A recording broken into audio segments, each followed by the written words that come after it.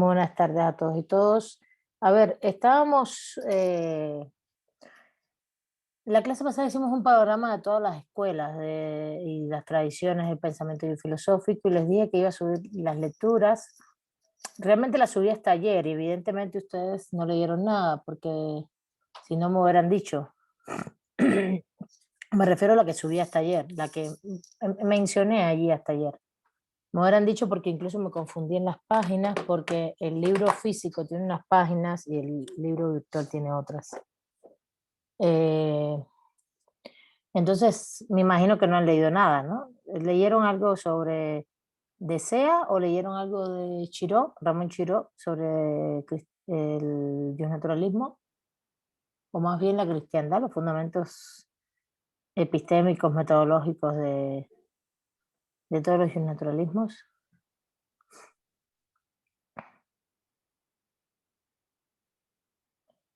Por ¿No? ejemplo, levántese la mano, Diana, ¿no? Diana, sí, levantó la mano. Pero Carlos, ¿quieres hablar? Tiene levantar la mano. Sí, pero ya tú Sí. estás en el micrófono, vamos. Después Diana. ¿O leíste algo? ¿Pudiste leer algo? ¿O qué? Leí Desea, de la página 145 a la 181 más o menos, que habla Sí, sobre Platón. No sé si era, sí, no, si era eso. exactamente. Es que es que no, pero no te diste cuenta que no eran naturalismos esos. Es que íbamos a empezar en la cristiandad y hoy me di cuenta incluso hace un ratito, ¿eh? Porque de hecho caí en el capítulo y todo exacto, porque qué casualidad. Me di cuenta hace un ratito porque estoy leyendo digital todo y dije, uy, estoy en la 200 y tanto. Y me acordé que había puesto otra página. Ah, qué pena. Bueno, no importa que leas a Platón, no importa, está bien, también. Eh, Podemos, de todas maneras, que nos comentes algo, ¿no? Nos comentes lo que leíste y ahorita hacemos un poquito de debate filosófico. No vamos a echarlo a la basura. Y Diana, que tú pudiste hacer algo. Leí de Shiro, empecé a leer pues la parte del cristianismo, como la parte introductoria que narra de cómo surge el pensamiento, cómo empieza a surgir en Roma y ya en la decadencia, y empecé a leer un poco sobre el pensamiento de San Agustín. Bueno, a ver, los dos textos son parecidos, el de Sea y el de Chiró, muy parecidos. La verdad, pues yo ya había, ahora quité el de Chiró porque cuando terminé el de Sea dije, uy, esto está muy parecido, no, mejor lo quito, mejor quito uno. Pues si quieres leerlo en Chiró, léelo en Chiró, no leas a Sea. De todas maneras, los temas son los mismos, muy parecidos, ¿entiendes? No, es que no tiene, no lo puedes variar, ¿no? Entonces, si hablas de eso, hablas de lo mismo, no estás haciendo otro análisis diferente. Entonces yo ya había leído, de hecho, leíste más, porque yo lo que puse para leer era justamente a partir de Santo Tomás solamente, eh, en Chiró, no desde antes. Y hace, ahora sí lo puse completo, desde el inicio, la transición del pensamiento aristotélico helenista al cristianismo, todo esto, porque se lee mucho más rápido que Chiró, la verdad, se lee un poquito más rápido. En mi criterio es más sencillo. Bueno, solo Diana y Carlos leyeron algo, ¿verdad? Yo también leí de Chiró. De Chiró, está bien, muy bien. Ahorita entonces vamos pero ¿qué leíste? ¿Santo Tomás o leíste antes? También. Leí el capítulo siglo XII y XIII. Ese, siglo XI y XII, sí, que es más bien ya Santo Tomás, la escolástica. Muy bien, buenísimo, porque así nos ayudas a ver lo de la ley, específicamente en Chiró, que es lo eh, eh, que justamente no lo trata. Pero bueno, los dos textos son bastante parecidos, excepto que Chiró sí habla un poco tiene ese capitulito de las leyes, ¿no? De la ley, qué es la ley, etcétera. Bueno, a ver, vamos a comenzar. Carlos, si quieres, porque yo quería hacer una introducción con el pensamiento helenístico, griego. Si quieres comentar algo del pensamiento platónico, para yo engarzarlo ahí con el pensamiento helenístico, que no es el pensamiento platónico específicamente, para que podamos entender esa transición de esos horizontes filosóficos, ¿no? De justamente aterrizarlo, que incluso es toda la primera parte de SEA realmente. SEA en el primer capítulo, tiene un capítulo, es la segunda parte, es que fíjate, había puesto segunda parte y por eso, pero a ver, no sé ni, me di cuenta después, porque puse las páginas por el libro físico. Tiene un capítulo que se llama Antecedentes, son como 5 capítulos, pero chiquitos, Antecedentes del cristianismo, y después el tránsito del helenismo al cristianismo, y ya después tiene un capítulo de San Agustín,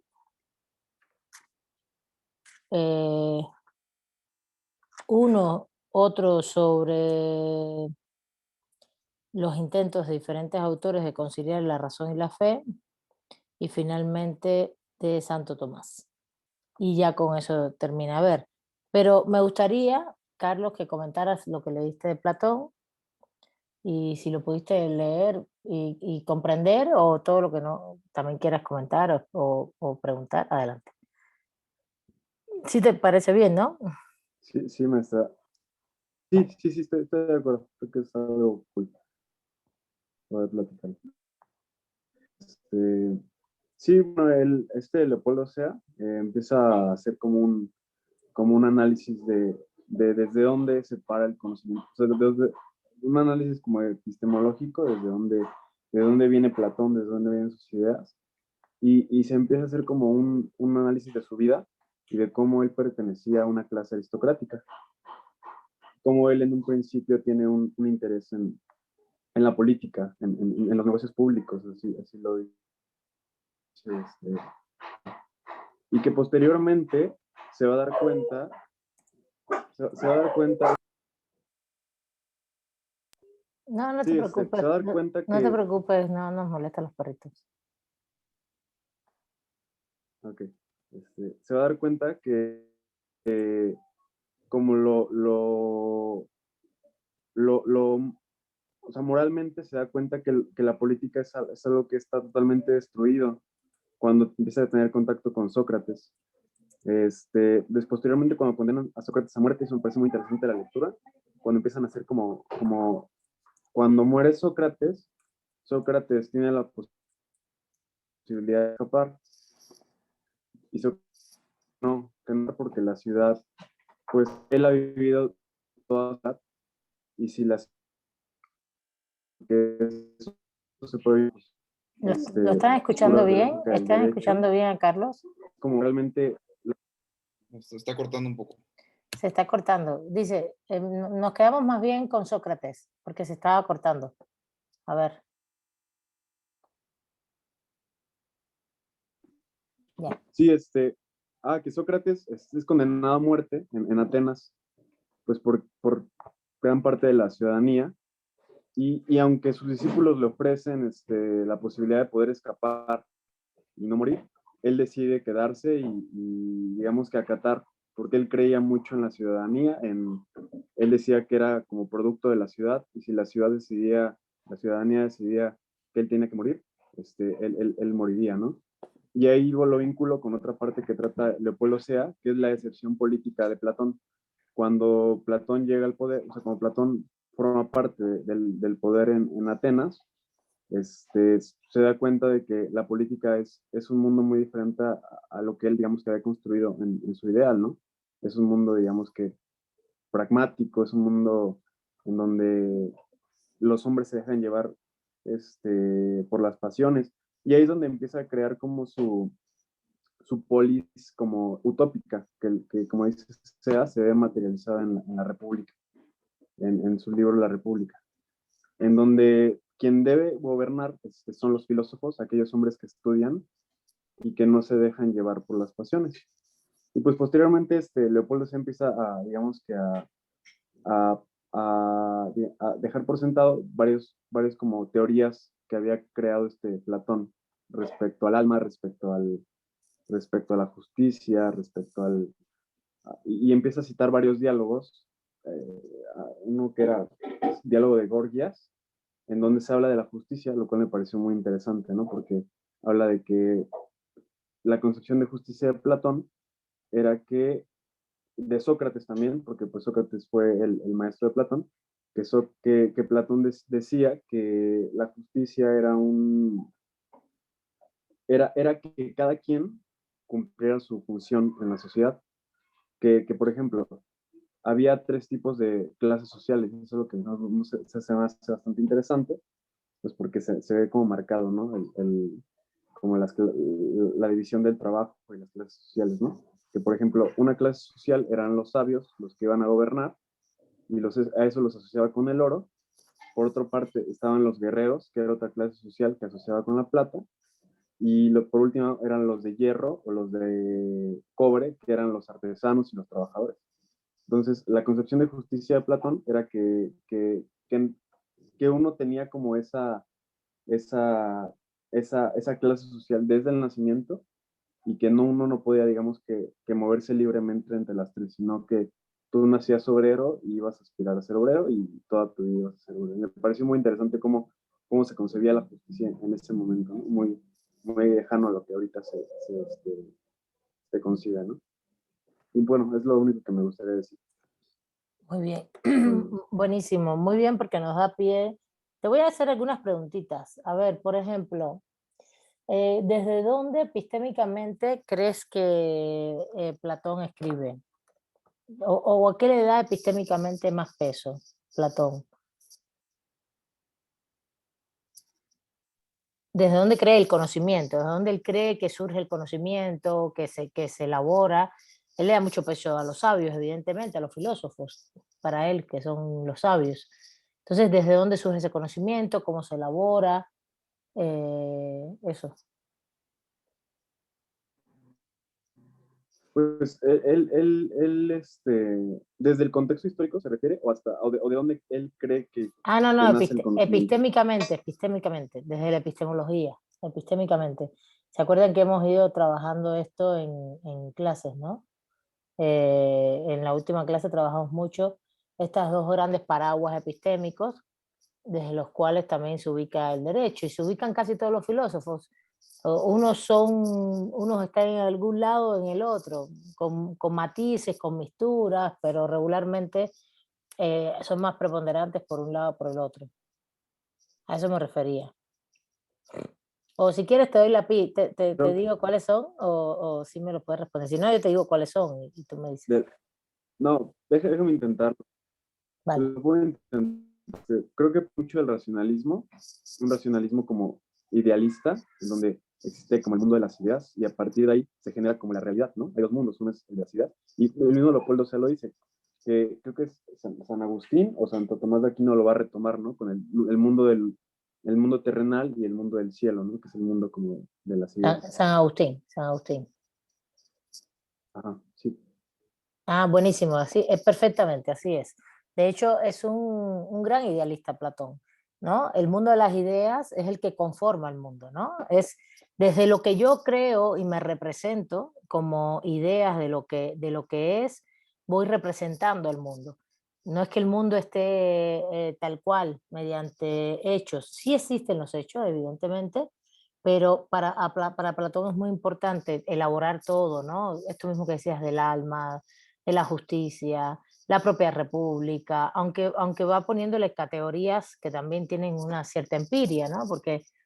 Pero todos son construcciones ideales, de ideas, de lo que él incluso pretende que así sea el mundo desde esas ideas, ¿no?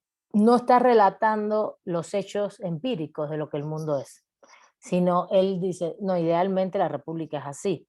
Y fíjense si es interesante que, por ejemplo, pones el ejemplo de lo de las clases sociales y las categorías que le dan, ¿no? De oro, plata, hierro, que tiene que ver evidentemente con los sabios filósofos, que son los que para él deben gobernar, que es de donde se deriva el concepto famoso de aristocracia, el gobierno de los buenos. El gobierno de los buenos es de los que saben.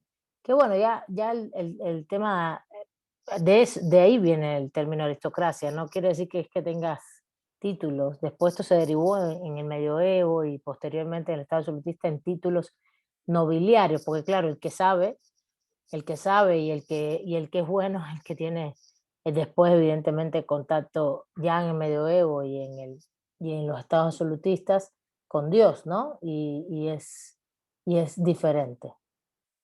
Eh, es un poco diferente, pero al final es el que sabe, entonces son los aristócratas.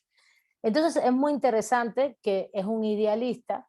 Es una pena que cuando puse el texto quizás no te cayera también Aristóteles en las páginas para que lo pudieras escribir, pero ahora yo voy a comentar esa parte. ¿Se acuerdan que hablamos de Aristóteles en la clase, no? ¿Se acuerdan que yo les puse incluso todo el método epistémico aristotélico, ¿sí? ¿Me recuerdan? A ver, además de las 4 compañeros que veo aquí, algunos más que están aquí, todos y todas, los 39 que están conectados, ¿sí? Sí. Sí, profesora. Sí, Sí, profesora. Sí, profesora. Ok. Algunos contestaron, muy poquitos. A ver los demás. Voy a empezar a hacer un pase como un pase de lista acá, ¿eh? Sí, aquí estamos. Profesora. Aquí estamos, maestra. Aquí estamos. Aquí estamos, profesora. Sí, estamos, profesora. Sí, profesora. Sí, profesora. Ok. Bueno, a ver, se recuerdan que les puse todo como el método aristotélico, ¿no? Y Aristóteles es uno de los que en el mundo griego sí le interesaba mucho discutir el tema de los hechos, ¿no? Los hechos, qué es el mundo mediante los hechos, mediante lo que observamos. ¿Se acuerdan que les puse todo una lámina más, no es una lámina, no sé qué es, un page así, un programa que tengo, que es acá, que puedes poner diferentes ahí, es más fácil para hacer escritos, ¿no? Y se puede escribir sobre ellos. Y realmente él, de hecho, por eso él les pone que lo que hacen en lógica, los filósofos es partir de la observación de los hechos, de las cosas particulares. ¿Se acuerdan de esto? De las cosas particulares. Y a partir de observar las cosas particulares se va a hacer una clasificación de género-especie para llegar a los principios o axiomas, ¿sí? Que sería la primera parte de su método aristotélico, que es la parte inductiva. El famoso método lógico aristotélico es ese, primero la parte inductiva y después la parte deductiva, que es que a partir de principios y axiomas, principios universales y axiomas, puedas deducir razonamientos silogísticos. Razonamientos silogísticos que él elabora y dice, bueno, así es como se razona y elabora todos los tipos de silogismos, etc. ¿Cuál es la diferencia entre Platón y Aristóteles justamente? La diferencia está, Platón es un idealista, racionalista, como expuso Carlos, y Aristóteles, si bien es le da mucho peso a los hechos, es decir, a la parte empírica, no solo la experiencia, a los hechos. Los hechos son las cosas. ¿Qué son las cosas? ¿Qué es esto? Un libro, es un celular, no sé, el agua, el aire, pero esas cosas a la vez tienen 4 causas. Esto no lo mencioné en ese momento. Las causas no son causas-efecto. Ahí tienen que eliminar de su vida en el mundo antiguo que las causas, la palabra causa es igual al concepto famoso de qué causa algo, ¿no?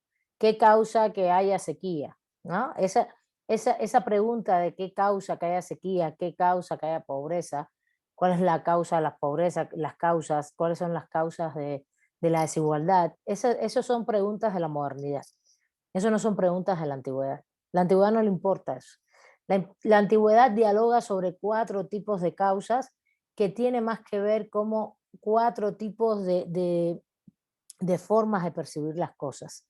Son, esto sí no se los comenté en la clase, se las voy a poner porque no, a ver, espérense, mejor voy a buscar el page que ahí está.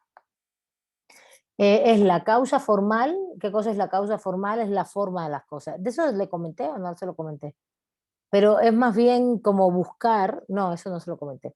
Bueno, no les quería llenar de tanto conocimiento ahí. Es como buscar, bueno, las cosas tienen forma, una forma. Y esa forma no solo está en una estatua, por ejemplo. Puede estar también en,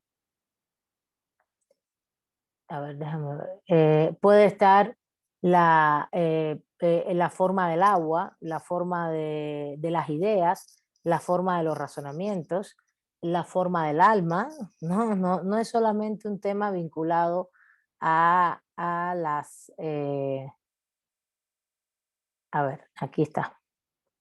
No solamente es un tema vinculado a lo A lo tangible, material. a lo sencillo, exacto, gracias, a lo tangible, a lo material, sino también las cosas son todo, es el alma, es que somos, es como, ¿entienden? Entonces se acuerdan que vimos esto, así la observación de particulares, donde tú identificas, describes, delimitas, esto sí se los puse, clasificas, que es la clasificación género-especie, es la llamada en lógica la operación conceptuadora, y finalmente haces un proceso de inducción de lo particular a lo general. Llegas a los axiomas o principios y realmente lo que haces es entonces el razonamiento silogístico, la deducción. Ese es el método. ¿Qué hay mucho énfasis? Los particulares son cosas que ocurren, empíricas, experiencias o también intangibles, pero todas son cosas que son cuestionables. Recuerden que la filosofía estudia hoy la filosofía estudia problemas. En aquel momento cosas abarcaba todo, desde qué es el agua hasta todo tipo de problema, qué es la justicia, ¿no? ¿Qué es la justicia? Por ejemplo, ¿no? Y siempre se lo preguntaron los griegos. Un momentito, porque... ¿Sí están viendo el texto? Sí. Sí, Ah, sí se ve. Sí. Sí, Ah, profesora. es que se me quedó todo friqueado aquí. Bueno, entonces, ¿qué es lo que realmente, bueno, aquí puse los tipos de silogismo, las premisas. Ahora no me interesa indagar sobre esos dos métodos, sino me interesa, ¿dónde están las causas? Las quité de acá, yo creo. A ver, debe estar acá. Acá está. Aquí donde no se los había, no les puse, ¿no? La causa material, la causa formal, como ya les dije, la causa material, por ejemplo, el agua, o la causa material de una estatua que es de mármol. Aquí los ejemplos que están puestos, por ejemplo, es agua y una estatua. De hecho, son los ejemplos que están puestos. Agua y estatua. Que de hecho el ejemplo de la estatua es de Aristóteles, no es que yo quisiera ponerlo, es el clásico ejemplo de él para hablar de las causas de las cosas. Y realmente no solo está hablando de algo material, está hablando de la justicia, está hablando del agua, está hablando de las plantas, está hablando de todo. Si ustedes se ponen a leer ahora todos estos autores que van a ser Sea o Shiró indistintamente, se van a dar cuenta cuál es el debate que hay detrás en cada autor, los autores y los grupos, vamos a decir, filosóficos, o los grupos o las personas que en un momento determinado hicieron filosofía en cada horizonte filosófico, en cada momento histórico, se están cuestionando las mismas cosas, ¿no? No más que en aquella época se llamaban cosas, no se llamaban fenómenos, y las causas tenían que ver con este tipo de estudio, vamos a decir, epistémico. ¿De qué está hecha el agua? ¿De qué está hecha la estatua? ¿Cuál es la composición de la justicia, por ejemplo? Que es un concepto abstracto, por tanto, como composición tienes que darle un contenido específico. Y ese es el diálogo, por ejemplo, Carlos, que tiene ahí Platón también, ¿no? No, la justicia es darle a cada quien según lo que es la persona y lo que es darle, como el concepto es darle a cada quien según lo que es, ¿no? Y cómo se comporte también, ¿no? Carlos. Sí, sí, Bien. así, así, algo así. Ajá. Entonces, por ejemplo, la otra causa es la eficiente o ideal. Estamos hablando La causa eficiente es algo que hoy ustedes pueden encontrar, el tema de, de, de la causa ideal es una posición epistémica, ¿qué idea tenemos de la cosa? La idea sobre el agua, la idea sobre la estatua. Y la última es la causa teleológica o final, ¿no? ¿Qué fin, qué destino tiene la cosa? ¿Qué fin tiene la justicia? Esto se sigue haciendo, no más que no se le llama las causas aristotélicas, se le llama formas epistémicas de trabajar algo, ¿no? ¿Cuál es la materialidad de algo, de un fenómeno? ¿Cuáles son en qué relaciones materiales se da determinado fenómeno?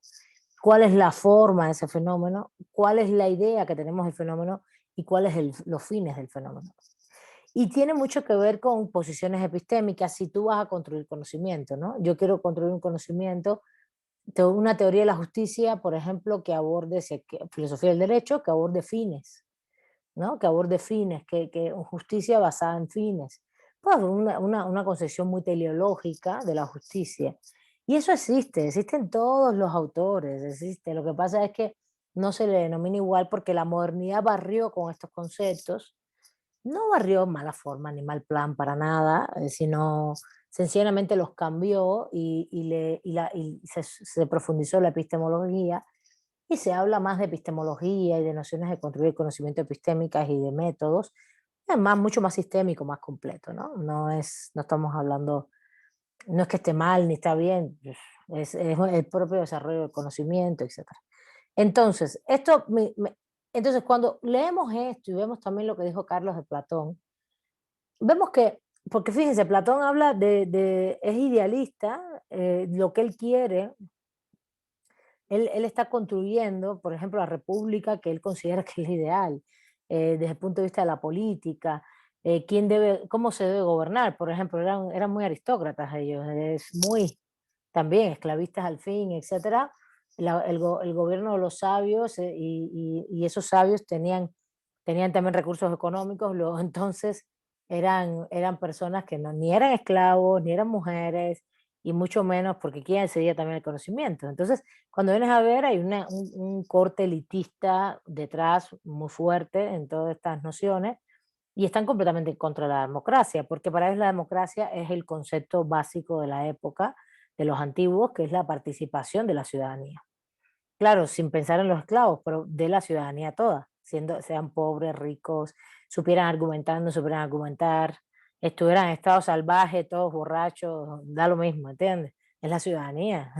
Pero, no, y lo digo porque imagínense un poco, bueno, eso es más romano, ¿no? Y vean cómo realmente toda esta filosofía abarca mundo grecolatino, ¿no? No separa Roma de Grecia. Esta cosa de pensar Grecia única exclusivamente como Grecia es una falacia. Grecia y Roma es una misma cultura profundizada, eh, donde inicialmente ellos elaboraron el conocimiento en función de la filosofía y después los romanos perfilaron esto con mucha más fuerza hacia un funcionamiento práctico de la sociedad mediante el derecho, porque el derecho, las instituciones romanas fueron jurídicas, es una expresión práctica de una sociedad política mucho más avanzada. No es menor el asunto. Es una sociedad política que cuando llega la República Romana y después con el imperio, es una sociedad política avanzada, no es una sociedad política, vamos a decir, primigenia, mucho menos. No. Es verdad que había esclavitud y de hecho por eso muere el imperio. Ahí, sea en el análisis que hace ahí con el fin de... Estuve leyendo ahí antes de la cristiandad, hace un análisis ahí como del fin de esa cultura helenística que le falta, está un poquito, a mi criterio, como demasiado idealista, me refiero a no de utopía, sino demasiado conformado en las ideas y no, pues el imperio muere porque muere el sistema esclavista, era insostenible. Sí lo pone cuando Alarico invade Roma, que los hermanos invaden, sí, exactamente. Es ahí mismo al inicio. Eh, em, eh, y lo que ahora no me acuerdo si es en antecedentes del cristianismo, ya no sé, o es en el otro. Es que me leí los 5 capítulos así de Ramplan, rápido, todos al. Y, y fui señalando todo lo importante, pero no me acuerdo ahora dónde es que habla de Alarico. Del 410, cuando invaden los hermanos del Imperio Romano Occidental, y dice, bueno, esto muere porque la idea de imperio estaba muerta, las ideas estaban muertas y ya no se sostenía. La idea de la polis estaba muerta. Ese es un argumento muy fuerte.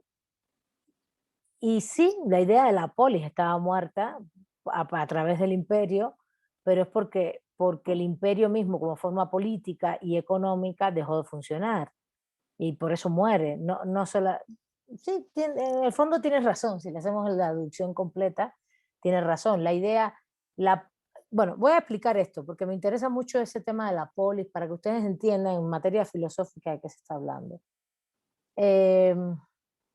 Entonces, vamos a dejar de compartir esto. Una cosa es lo que dice Aristóteles, ese es un punto que es muy importante.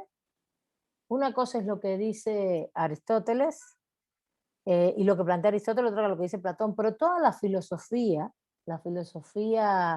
grecolatina, se basa en algo que es lo que plantea justamente Sea cuando habla del antecedente del cristianismo y los horizontes del hombre judío, porque acuérdense que el cristianismo, el antecedente es el mundo judaico, ¿no? No pensemos, no veamos en el cristianismo solo el año cero, no. El mundo judaico, que es el mundo hebreo, y el mundo hebreo es un mundo es parte de los mundos antiguos, Egipto, Mesopotamia, China, India, los cartagineses, el imperio persa, pues el mundo hebreo es tan antiguo y es muy antiguo, es también desde ese momento.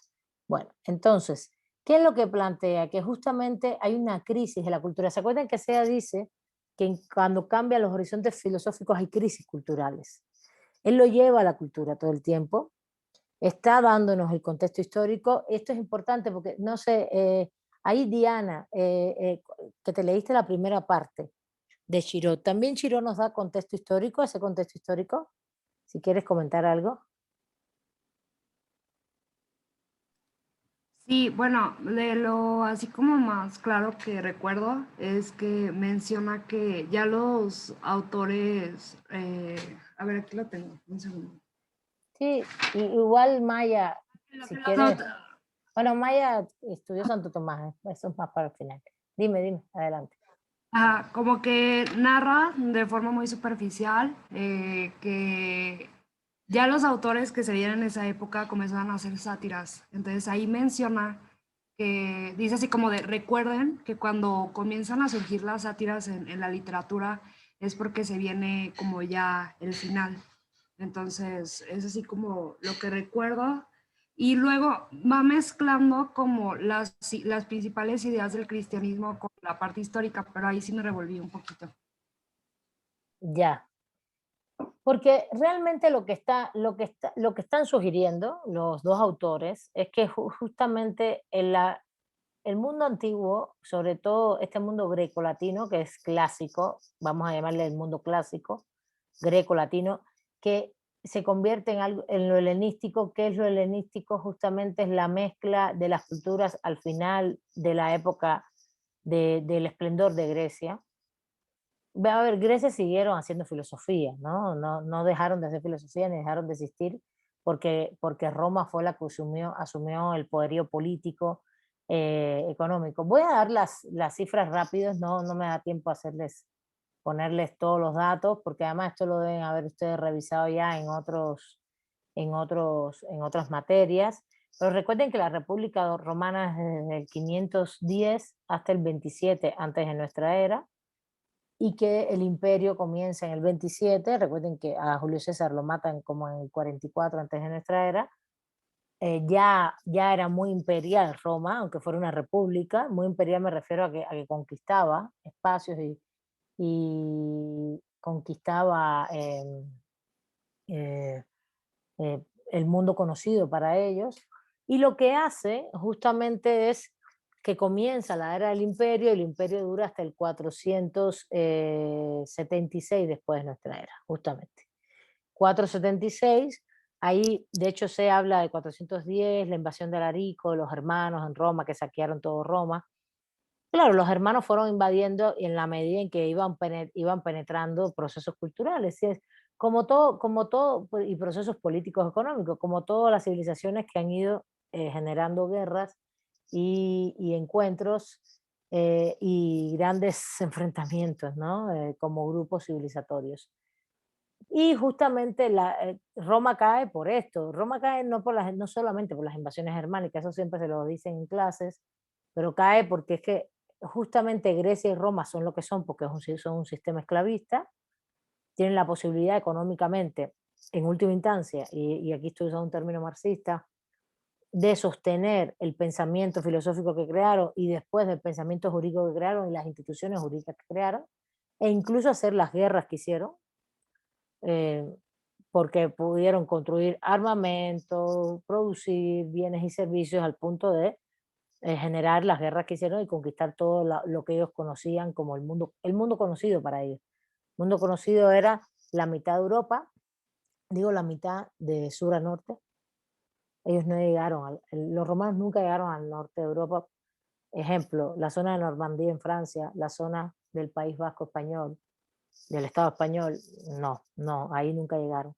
Eso eran zonas normandas, vikingas, más germánicas. Sí llegaron a Inglaterra, pero solo a la zona sur. Entonces ocuparon todo lo que es más bien los sures, ¿no? Todos los sures, la península itálica, evidentemente, y llegaron hasta todo lo que sería Francia hoy, y ya hasta ahí está el mundo germánico. El mundo germánico ya eran otros mundos. Pero ocuparon todo el Medio Oriente y todo el norte de África. Ese era el mundo conocido para ellos. Ese era el mundo conocido.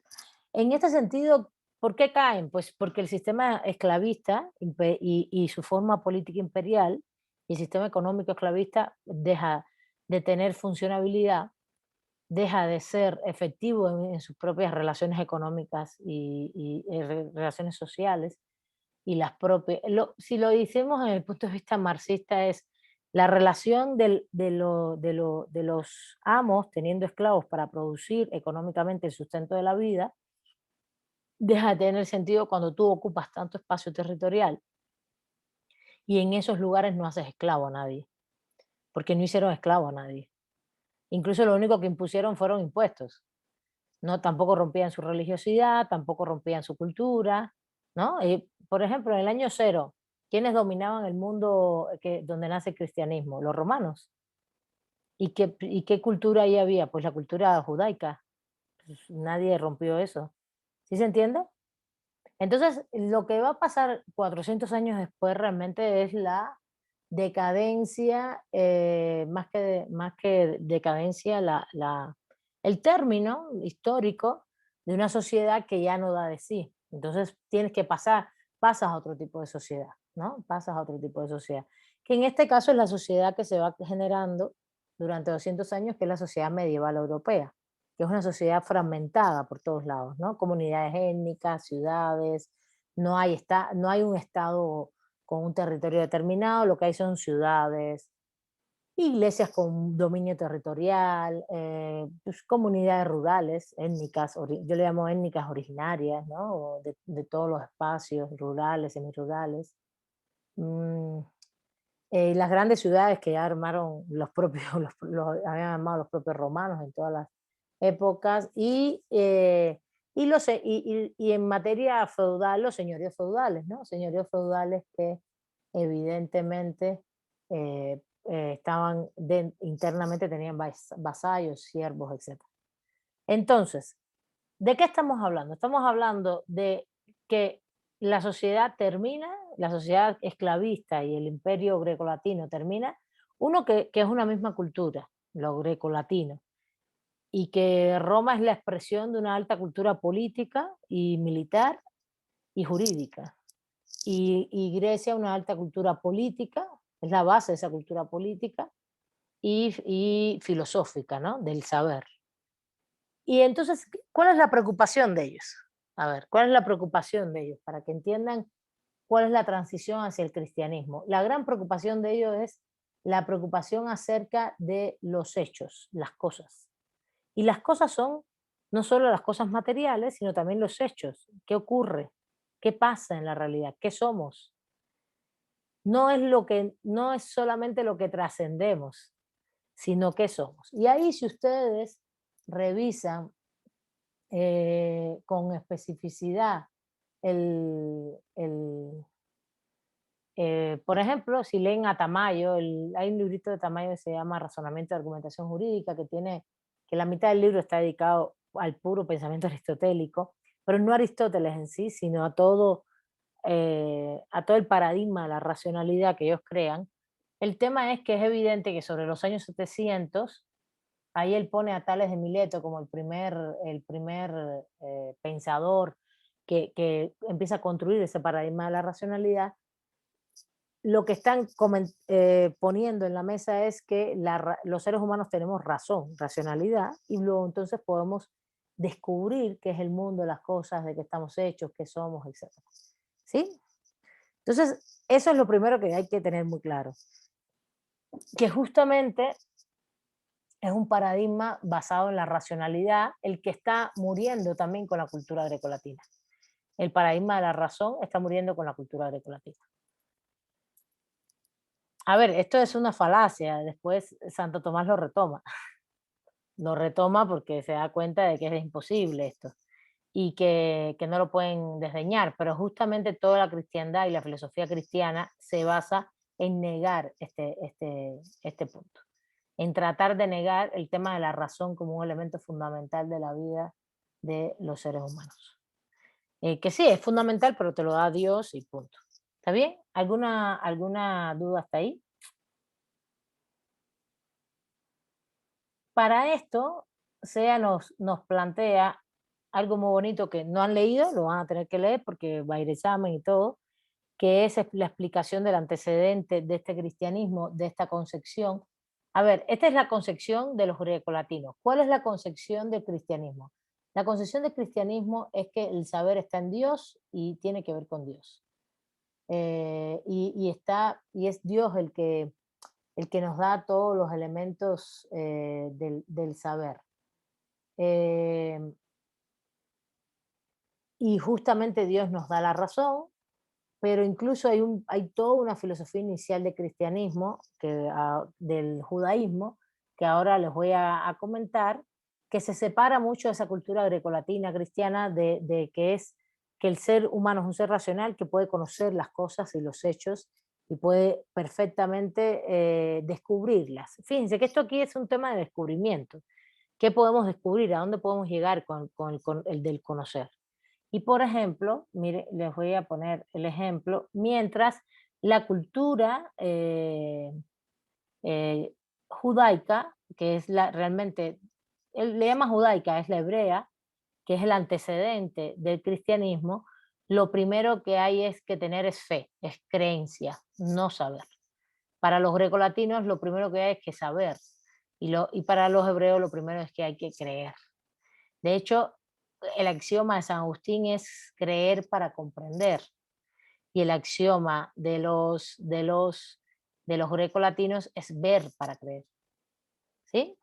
¿Se entiende? Esto es muy importante. El mundo aristotélico, el mundo platónico aristotélico es ver, fíjense, más el aristotélico que el platónico, ¿no? Que es observar las cosas, es ver para creer. Y el mundo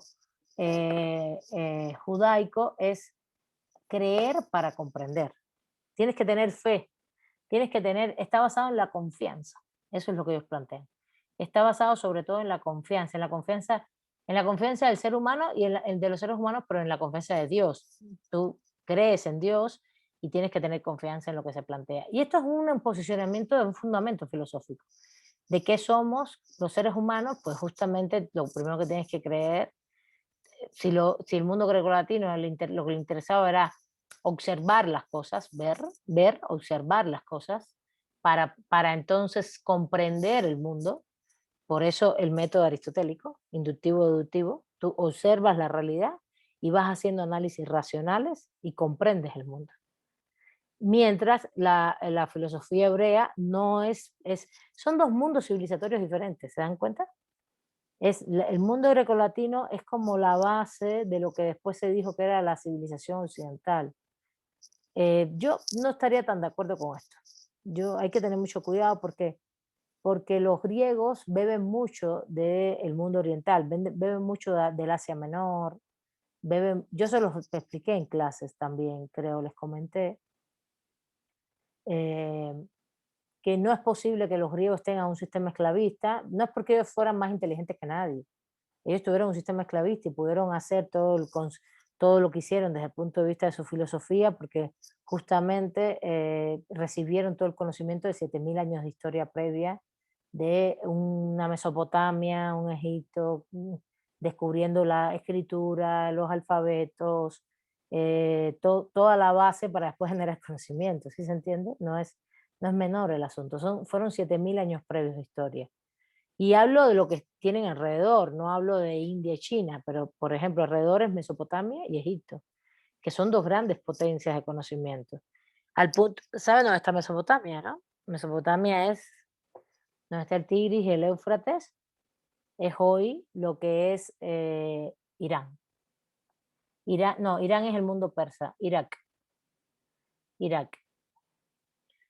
es Mesopotamia. Y recuerden que en aquella época no se había descubierto el petróleo. Así que no piensen en el petróleo ahora. No, nada que ver. ¿Vale? Sí, porque se van a poner a pensar ahora en una crisis petrolera, cosas así. Nada que ver. Entonces, a ver, sí, el Tigre y el Éufrates lo que quería pues, estoy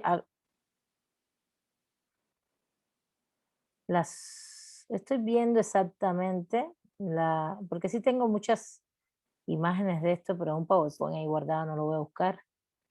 Pero, por ejemplo, es porque el Tigre y el Éufrates dan justo arriba el canal de Suez, aunque realmente Mesopotamia pues abarcó, de hecho estas mismas imágenes son las que tengo en el PowerPoint, que son muy bonitas, que es el Oriente Medio, al lado de África, está el mar, el canal de Suez, justamente el mundo hebreo está en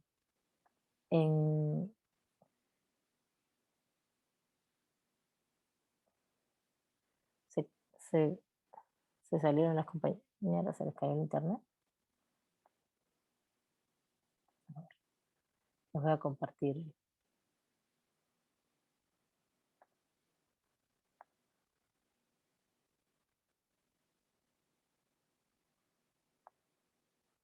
No voy a buscar el PowerPoint ahora, pero para que lo vean.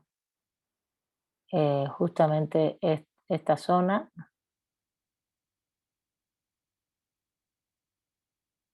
que es esta zona. Aquí está el Tigre y el Éufrates. ¿Sí lo ven, verdad? ¿Sí se ve? El Tigre y el Éufrates. Sí, maestra, sí, maestra. De hecho, aquí, para que sepan, está el mundo hebreo. Aquí están los hebreos y los sirios, civilizaciones muy antiguas. Aquí está Egipto, esta es Mesopotamia, después está la India para acá y China. Ahora, fíjense, en esta imagen no se ve, a ver, sí, pero Grecia es todo esto, pero todas las polis-estados también estaban en esta zona. Las polis-estados estuvieron en esta zona. Por tanto, hablar que Grecia es occidental completamente es una falacia. También es oriental. Y los romanos también conquistaron todo esto. Lo conquistaron todo. Entonces, tampoco es real esto. Miren acá, ven la ciudad de Babilonia, que es la ciudad de Ur, que son las ciudades más importantes. Ellos crearon las polis-estados. Ellos son los creadores iniciales de polis-estados, igual que los fenicios. Miren, aquí Fenicia eran las polis-estados del borde del Mediterráneo, Biblos, Sidón, Tiro, las más conocidas, y aquí está Jerusalén, ¿ven? Pues ahí ponen Israel, pero bueno, más bien es Palestina, ¿eh? Realmente se llamaba Palestina, no se llamaba Israel. Israel se le llamó después del año 48. Y aquí está Egipto. Esto es muy interesante, Fíjense a dónde llegó el Imperio Babilónico, que es justamente donde se hace el primer, ¿cómo se llama? El primer documento jurídico, ¿no? ¿Cuál es el primer documento jurídico? A ver, si lo saben. No saben.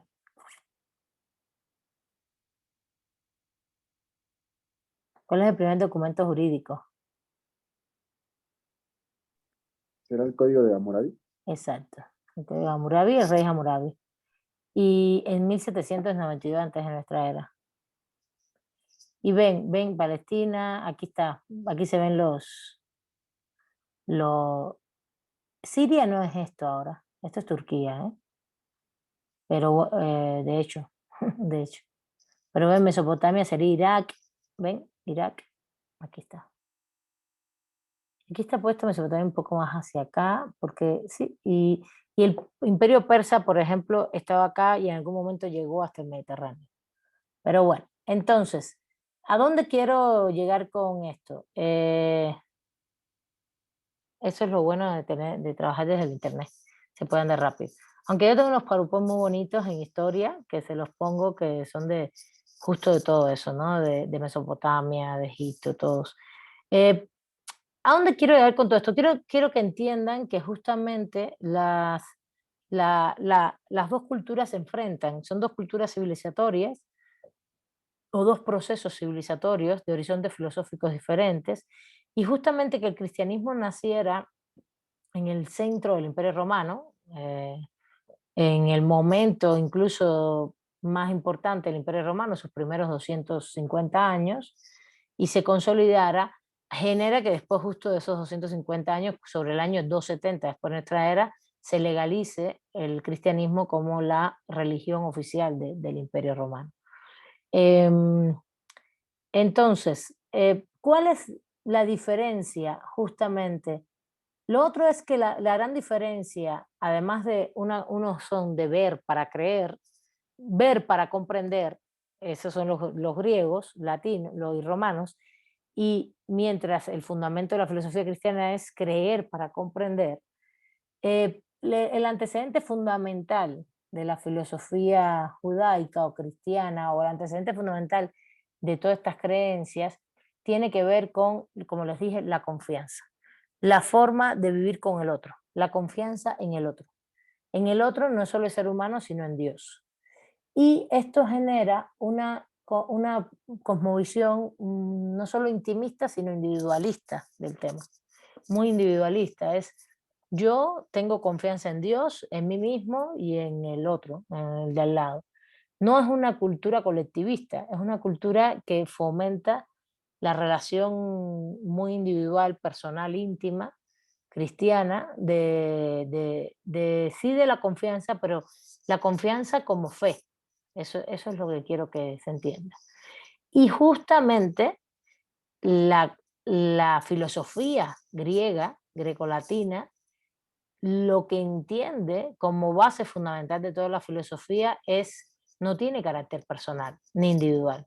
Al revés, tiene carácter colectivo, es la polis. La polis es la esencia de todos. ¿Y qué cosa es la polis? Pues un funcionamiento comunitario colectivo de hacer la política. Y el hacer la política no es partidos y estas cosas, sino de reproducir la vida económica y políticamente. No sé si eso lo vieron alguna vez en romano o lo han visto en sistemas jurídicos, pero o en otras clases, no sé. Sí, Tamayo creo que ya no das clases, pero Tamayo siempre esto lo enfatiza, que por eso en Grecia el derecho no era tan importante, porque como la gente se relacionaba tanto con la polis y funcionaba en la polis, no era que Diana tenía tal derecho, Maya tal derecho, Jimena, Carlos, Milay, no. Era que nosotros éramos ciudadanos de la polis y en la polis actuábamos todo el tiempo, no es tan individual, incluso aunque haya aparecido en ese sistema como sistema esclavista la propiedad privada, ¿eh? Pero es una propiedad privada que va a tener mucho que ver con la esclavitud. Claro, es muy paradójico, ustedes dirán, oye, es tan colectivo y tienen esclavos. Sí, porque el esclavo es un ser que no es naturalmente esclavo, ¿eh? Es un ser que es sometido por guerras, por conquistas, ¿sí? Y nunca, no vas a ver el... Sí hablan de la naturalidad de la esclavitud, es natural que los conquistemos, eso es lo que es natural. Es natural que seamos mejores que otros, eso es natural. Que estemos por encima de, eso es lo que es natural. Pero no de que naces esclavo naturalmente. No, no, eso es otra, es una concepción diferente. Aunque ahí depende, ahí Platón, habría que buscar cada uno de los autores, pero en sentido político en general, no, estaban, fíjense, si, también eso va cambiando, ¿no? Estamos hablando de 700, 1100 años, aproximadamente 1200 años, ¿no? De periodos históricos, y los romanos son los que tienen mucho más claro que no es natural la esclavitud, al punto que generan la emancipatio. La emancipatio es para los hijos, pero también para los esclavos. ¿Se acuerdan de esa institución, no? ¿Sí? Y de hecho es una institución civil completamente. No es una institución, es una institución que tenía que ver con la política en aquel momento también, pero política porque lo vemos ahora políticamente, pero era civil, era muy claro, era emanciparse desde un punto de vista de un dominio de lo civil, de las civitas, de papá, filial, y, o del pater familias. Seas esclavo, seas hijo, ¿no? Estaba muy claro eso. Bueno, los romanos sobre todo no veían la esclavitud natural, vamos a rectificar eso. Entonces, eh, el nomos o la ley de la polis tenía un carácter impersonal, dominaba a los hombres porque estaba por encima de los hombres. Justamente porque la polis era lo fundamental, era la esencia de todo como el funcionamiento social. Y era muy claro para los grecolatinos vivir en esa civis, en esa civita, en esa ciudad. Entonces ustedes dirán, pero los romanos vivían en la república. Las repúblicas son ciudades, provincias, municipios, ¿eh? Ellos crean toda esa estructura. Y el imperio después es un gran conglomerado, una gran estructura política que hace una ruptura con la polis. Y por eso Leopoldo Sea todo el tiempo dice justamente que como las personas en la polis estaban en la polis por su voluntad, fundaban todo lo de la polis por su voluntad. Y esa voluntad es racionalidad, implica la racionalidad, lo haces desde tu racionalidad y tu voluntad como persona y como grupo social. El ser imperio aleja esa voluntad y esa racionalidad de los seres humanos y lo que hace es que te debes solo al emperador y la polis desaparece, ese sentido de la polis. Ese es el fundamento por el cual se supone que justamente esa cultura grecolatina muere, porque deja de existir el fundamento básico que era el funcionamiento de la polis. Por eso le he dedicado tanto tiempo para que entiendan de dónde viene la crisis de cultura y el cambio del horizonte filosófico. ¿Sí se entiende? ¿Alguna duda hasta ahí? Sí, yo, maestra. Dime. Esta última idea de la polis, de que el funcionamiento, o más que todo la legitimidad de la polis, se basaba en la voluntad de sus habitantes para formar parte de ella, y que esta idea se corrompía a través por el imperialismo, Por ¿tiene el algo que imperio, el ver con, imperio. el imperio, perdón, tiene algo que ver con la idea del contractualismo de Rousseau? No, no, no, no, para nada. A Algo de ver, no, Rousseau no, no se no. trata. Espera. Eh, no tienen ellos que ver con Rousseau. Rousseau, en todo caso, retoman de ellos, de la democracia participativa, sus elementos. Es al revés, ¿vale? No, me refiero a la idea, sí, yo sé que, que Sí. históricamente están distanciados. Sí, sí, sí. Sí, no, pero Rousseau, por ejemplo, Rousseau es romanista y entiende perfectamente el funcionamiento de la política como esa política. A ver, estamos de acuerdo, uno, que son sociedades esclavistas, que los esclavos no participaban, que las mujeres participaban poco o menos, o eran 1% de mujeres específicas que participaban, no todas, regularmente muy poco, aunque se abrieron espacios, ¿eh? Ellas se abrieron espacios mediante resistencia, mediante luchas. Está el tema de Antígona, hay una cantidad de cosas impresionantes también en lo grecolatino acerca de las mujeres. No, no crean que está la película esa famosa de la que es filósofa, finalmente la matan al final, no me acuerdo cómo se llama la película, si se acuerdan, que, que justamente lo que recrea es Alejandría en Egipto. Eh, pero bueno, entendemos ese contexto y en ese contexto es el que estamos hablando, pero entendemos que es justo en ese contexto se generaron instituciones políticas de alto grado de participación de esa ciudadanía de la que se consideraba ciudadanía. Eso lo sabe Rousseau, Emiliano. Lo sabe perfectamente Rousseau. Y Rousseau le interesa mucho ese funcionamiento de la política, pero pensándolo a lo universal, para todos y todas. ¿Sí? El tema de la soberanía popular, que lo pasa hacia todo el pueblo, lo está pensando para todos y todas. Y por eso Rousseau aboga mucho pues, por un contrato social donde la soberanía realmente es un tema de democracia participativa, de decisiones de grupos, de decisiones de mayorías. Y lo plantea así, ¿no? Sabiendo el contexto anterior, pero eso se llama la democracia de los antiguos. Y eso es lo que retoma Rousseau y también lo retoma Marx, no solo Rousseau. Y justo ese es el concepto que están en contra completamente Montesquieu, Alexis de Tocqueville, y el cual, y dicen que no, que debe haber representación. Para que entiendas también el trayecto histórico, ¿no? No creas que eso, ellos lo pusieron en la mesa y ya, no, no, ahí hubo una disputa de las instituciones políticas después en la modernidad del siglo XVIII-XIX y ganó un concepto de democracia que no existía en la antigüedad. La representación era institución civil en la antigüedad. Era la representación del pater familias, completamente civil, nada que ver con la política. Porque el político lo que tenía que hacer era mandato imperativo, con todo y clases sociales y todo. ¿Ves lo que dijo Carlos de las clases sociales? Así era.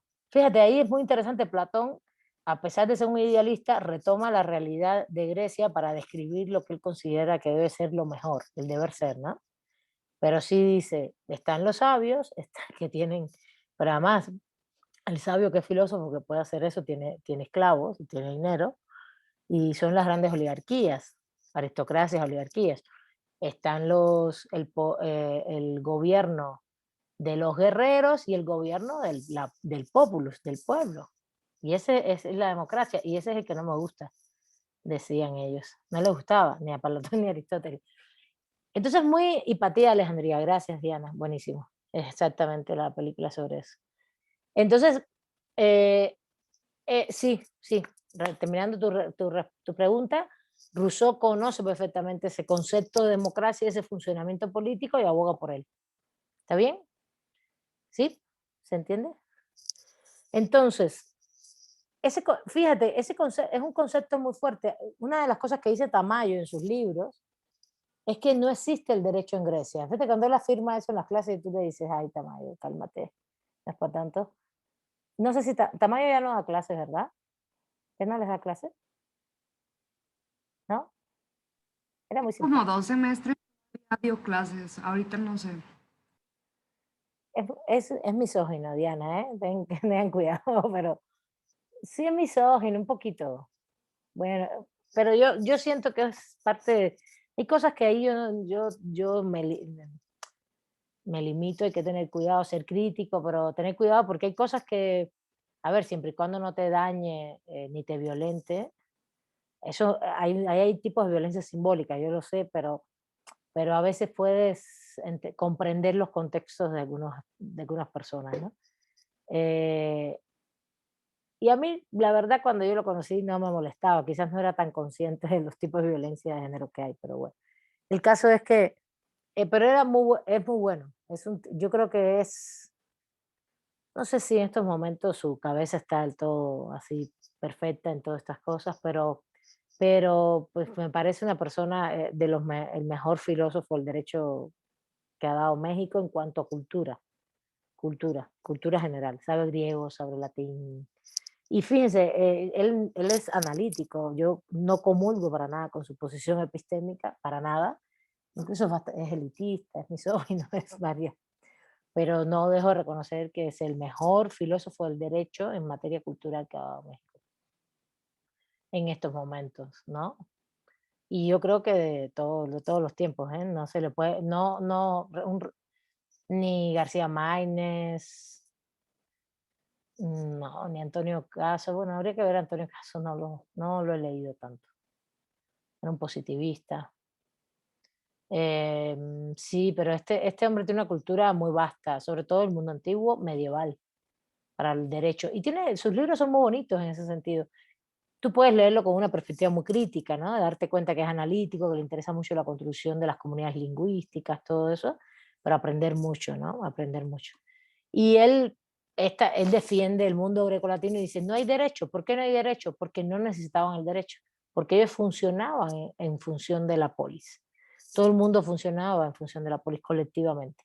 Y esto, fíjate, es una cosa que Tamayo no dice, y eso lo dice más la teoría, las teorías del Estado, la historia del Estado del Derecho marxista, que es que evidentemente el mundo griego está recogiendo los funcionamientos colectivos de las civilizaciones antiguas, porque ellos también funcionaban colectivamente. Todo el mundo antiguo, había faraones, todo eso yo lo entiendo, pero sí había formas como de funcionamiento hasta cierto punto colectivos de la comunidad, ¿no? No asambleas. Eso lo hizo Grecia. Grecia fue la que generó el Areópago ese. Sí, sí entienden lo que es el concepto, ¿no? Es una asamblea. Es un lugar donde todos se sientan y discuten temas, ¿no? Una asamblea, un diálogo y a discutir temas, ¿no? Y a tomar decisiones. E incluso había momentos que eran por estratos sociales y entonces los otros estratos sociales estaban afuera y le tiraban, no estaban afuera porque esto era público, transparente, y le tiraban cosas y les gritaban cuando hacían cosas que no les gustaban. Era interesante. Sí, y porque así funcionaba. No, y en Roma ya, claro, eso se volvió, ese tipo de, los comicios, centuriados, curiados, etcétera, estaban divididos por clases sociales. Los centuriados tenían que ver con los militares, los curiados con las curias, gente con más dinero, y los plebiscitos, los comicios plebeyos eran el pueblo. Entonces, claro, los plebeyos, por ejemplo, en Roma, veían lo que estaba haciendo el Senado y le tiraban de todo, y le gritaban cuando empezaban a hacer cosas que no debían hacer para los plebeyos. Usted dirá, ay, qué vulgaridad. No, ninguna vulgaridad. Esa es la democracia.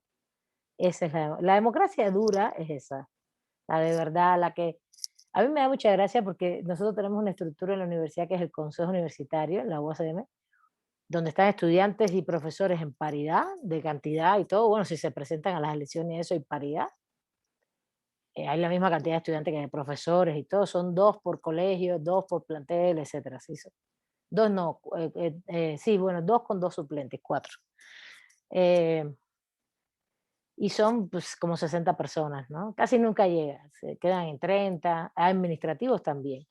Y cuando ahora la discusión virtual está muy tranquila y no se arma tanto show, pero cuando estamos en vivo, en físico, no, bueno, la toma del CU, no te dejan sesionar, tú dices algo y todo el mundo alrededor está mirando porque es libre, tú no puedes cerrar las sesiones, son transparentes, públicas, estamos todos alrededor y si no te gusta empiezas a gritarle cosas y a gritar. Y entonces a mí me da mucha risa, porque digo, esto sí es Roma y Grecia, acá, así. A gritarles y decirles, no, no seas... Y claro, el mismo consejo universitario le dice a la gente que se calle, que se esté tranquilo, que no pueden hacer eso. Tampoco es que... Ni tampoco nos vamos... nadie se va las manos, pero sí hay un reclamo popular de resistencia que está en el grito, en decirles cosas. No, gritar por gritar, es decirle algo. No, estás diciendo mentiras, eso no es así. Cosas así, ¿no? Eso es interesantísimo. Así era y así es. Bueno, en el Senado y la Cámara de Diputados ahí se le dan sus buenos madrazos y gritadas, ¿no? Una cosa sí, pero vamos a decir, nosotros tenemos un pequeño parlamento de estudiantes y profesores, pero de verdad, porque en la UNAM tú no puedes ir a gritar nada, todo es puerta cerrada, no te dejas entrar, no hay nada público ahí. La UNAM es decimonónica, disculpen, en eso, muy decimonónica siglo XIX, ¿no? Sí, cuidado, se parece más al, qué sé yo, al siglo XVII inglés, parlamento inglés. Nada, no se sabe. Dios, el rector, y ya, adiós. Bueno, vamos. A ver, vamos a seguir. A mí me entusiasma mucho el mundo antiguo, un poquito menos la cristiandad, pero bueno, hay que conocerla para que entendamos bien cómo se concibió el derecho allí. Bueno, entonces, la diferencia justamente entre la polis, el sentido de la política y lo colectivo y el funcionamiento de ese ente colectivo que es la polis como política, no es personal, no es individual, por tanto es una filosofía muy diferente a la filosofía esta de la confianza, ¿no? De la confianza personal, de la confianza en Dios, que es la judaica y que es la base de la filosofía cristiana. Ese es un primer tema. Ahora, esto, fíjense, está muy vinculado a lo que es verdad. Entonces, ¿qué es lo que es verdad? Ese es el otro punto. ¿Qué es lo que es verdad para los griegos? Los hechos, ¿no? Ver para creer. Ver para comprender, disculpen, ver para comprender. Y la verdad está en la naturaleza de las cosas, en la esencia de las cosas. Esto es muy importante para los griegos. Y entonces para el mundo cristiano la verdad va a estar en Dios, en la palabra en Dios que es el que nos ha dado no solamente eh, eh, la... Fíjense, ellos, por eso los griegos hablan del logos, ¿no? Y los cristianos hablan del verbo. El logos en los griegos es la palabra de razonamiento, que tiene que ver con el saber y tiene que ver justamente con el método aristotélico. Mientras el verbo tiene que ver con la filosofía cristiana, con justamente una palabra que ya está dada, una palabra que ya está dada y está dada por quién, por Dios. Entonces, justamente no cambia mucho el concepto de verdad eh, y justamente la verdad no está dada solo por Dios, está dada por Dios en la naturaleza, en lo social, en todo lo que Él crea. Y todo lo que Él crea es verdad, no es falso. Mientras que para los griegos no, para los griegos hay verdad y hay falsedad, hay enunciados verdaderos y enunciados falsos. Si tú dices que todos los hombres son mortales, es verdadero. Si tú dices que ningún hombre es mortal, es falso, porque está basado en los hechos. ¿Sí ven la diferencia, no? Y entonces lo que se está rechazando en esa filosofía judeocristiana inicialmente, justamente es incluso toda la articulación de la lógica establecida, estaba viendo el texto, no te había visto, Diana, de la lógica establecida entre la lógica aristotélica. A ver, Aristóteles no es que creó la lógica, Aristóteles describe lo que él ve que hacen los griegos, no crea nada él.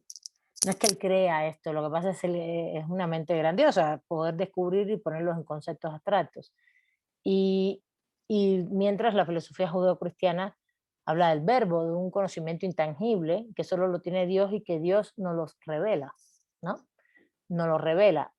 Y es el que nos va dando los elementos para que sea revelado el conocimiento. Dime, Diana, adelante. Maestra, bueno, es que yo estuve en escuelas católicas toda mi vida. A esto se refiere cuando se dice que el verbo se hizo carne, o sea, como que Dios nos dejó ver esa pequeña verdad al encarnarse pues en su Claro. hijo que era Jesús. No, y se hace carne en ser humano, no solo sí, en Jesús, pero después en el ser humano. Siempre y cuando el ser humano sea bueno y cumpla la palabra de Dios y no sé qué. Y ahora vienen todos esos conceptos que, que ellos van articulando que tiene que ver con, por ejemplo, el tema de los valores en los griegos es importante, ¿no? Lo que es bueno, lo que es malo, claro que los valores lo tocan todo el tiempo, pero están muy aterrizados, según lo que nos dijo Carlos acá, a temas de, por ejemplo, qué es lo que es la justicia, darle a cada quien lo que se merece, pero está ubicado en estratos sociales, está muy claro eso, eso es muy material al final. Pero acá el sentido de la moral, el sentido de lo verdadero y lo falso en el mundo cristiano, pues no, es completamente, es una noción de moralidad muy vinculada a Dios, y Dios no se equivoca. Entonces la moralidad siempre es buena, es bueno, y lo que es malo entonces es ya lo que está en contradicción con Dios. Si eres malo, y ahí entonces empieza toda tú que si estuviste en escuelas católicas lo sabes mejor que yo, todas las construcciones que hacen desde el punto de vista, vamos a decir, de principios para que un hombre sea bueno, ¿no? Una persona sea buena, ¿no? Es, no sé, creer en Dios, no pecar, y si pecas, bautizarte, eso lo explica, todo eso lo explica ahí, el bautismo, los sacramentos y después ¿cómo se llama? La confesión. Y justamente Dios sabrá si te perdona o no, es solo el único que sabe. Y entonces la verdad está en Él. Si no te perdona es porque, bueno, tú estás en el mal y punto, te quedaste en el mal. No tiene, y eso es todo lo que plantea San Agustín justamente. Que una cosa es la ciudad, cuando habla de la ciudad de Dios y la ciudad terrenal, la terrenal es lo mundano, es lo pagano. Para San Agustín todo lo que es pagano es el mundo griego, grecolatino, y dice todo lo que hacemos como seres humanos que esté dentro del mal no tiene nada que ver con Dios. Eso es lo que dice San Agustín. Y todo lo que haya de falsedad no tiene nada que ver con Dios, porque Dios es la verdad y a la vez pasas por todos estos procesos como ser humano y si eres de los elegidos, tendrás tu bienestar al final de la vida. Si no, si pecaste, aunque hiciste todos los sacramentos y todas las cosas, todos los pasos, si no eres elegido, pues te quedaste en el mal. Entonces todo es una vinculación muy fuerte al bien y al mal, ¿no? Al bien y al mal que te va delimitando las conductas. Y esto es muy jurídico, porque entonces todo el derecho está vinculado. Yo todavía no quiero hablar del derecho, estoy hablando de todos estos fundamentos, pero va a estar vinculado, el bien y el mal está vinculado a la justicia, y la justicia está vinculada a lo jurídico, al final. Eh,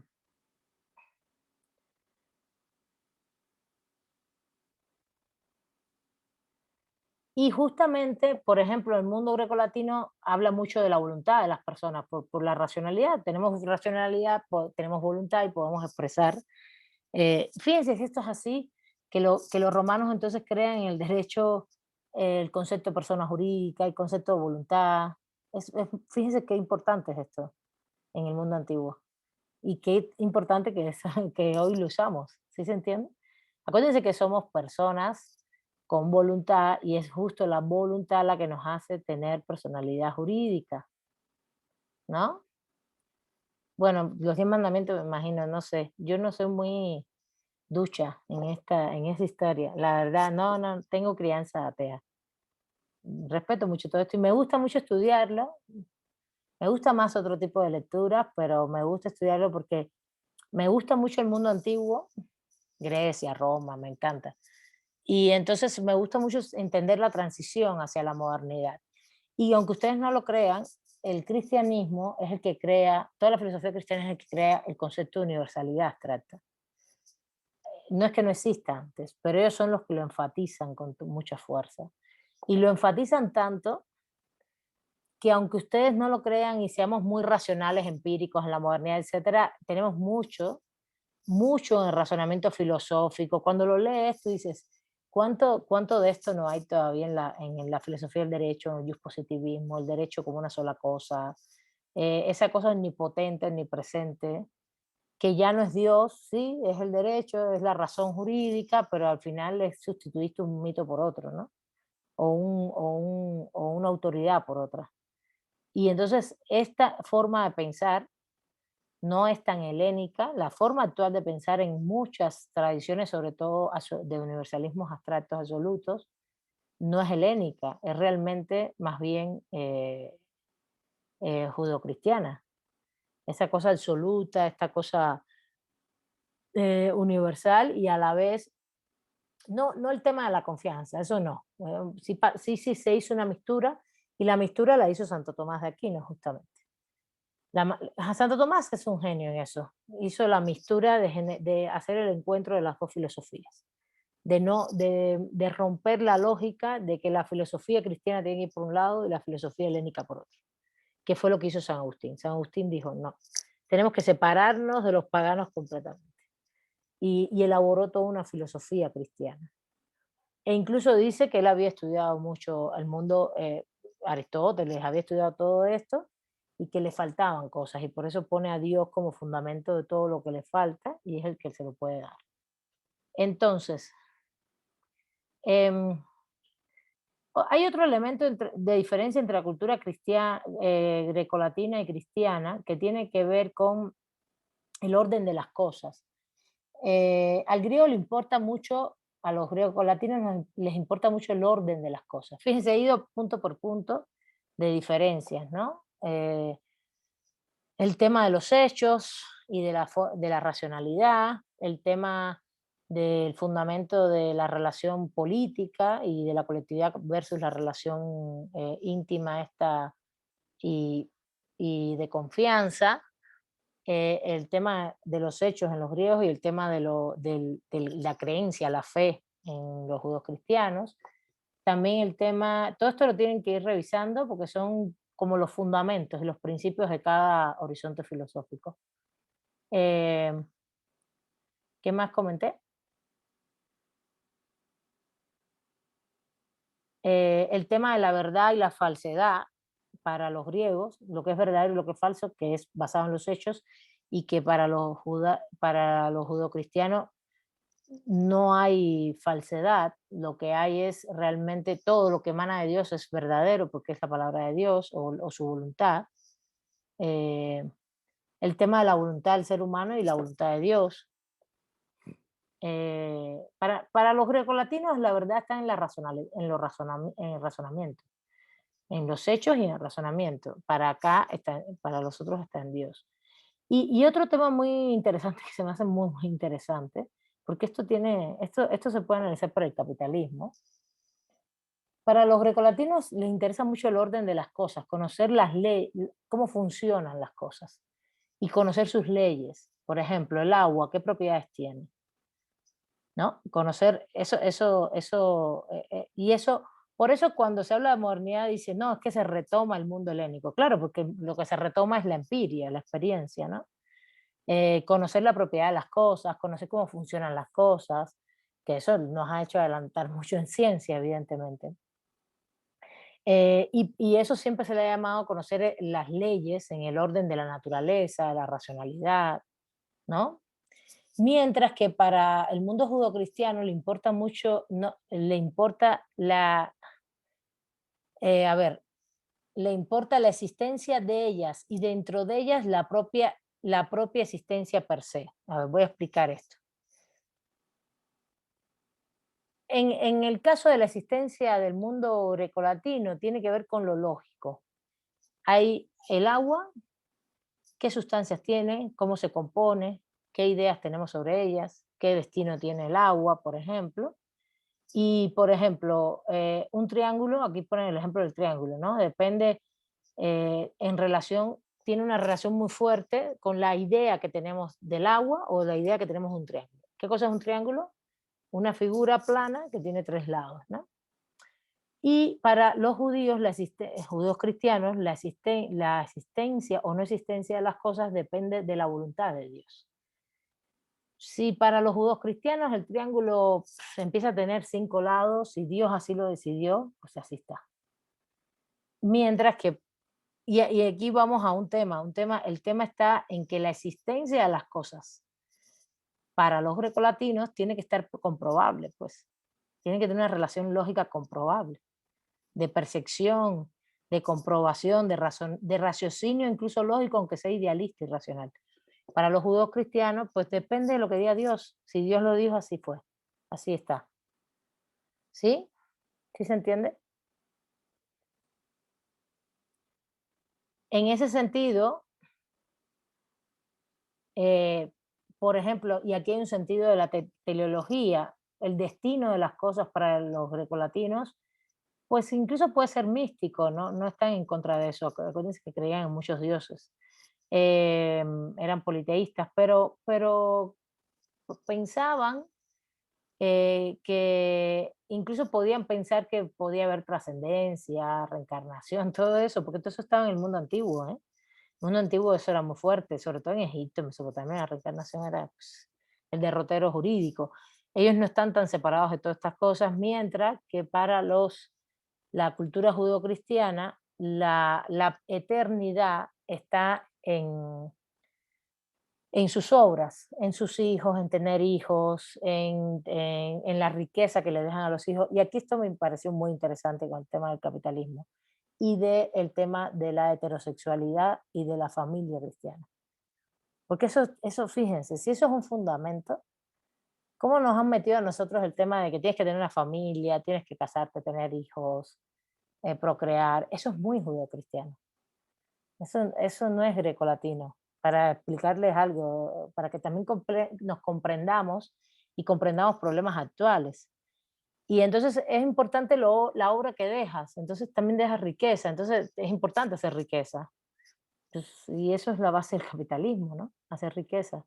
Tener hijos, hacer riqueza. Por tanto, la modernidad capitalista, que siempre pensamos que está muy separada del mundo medieval, mucho cuidado.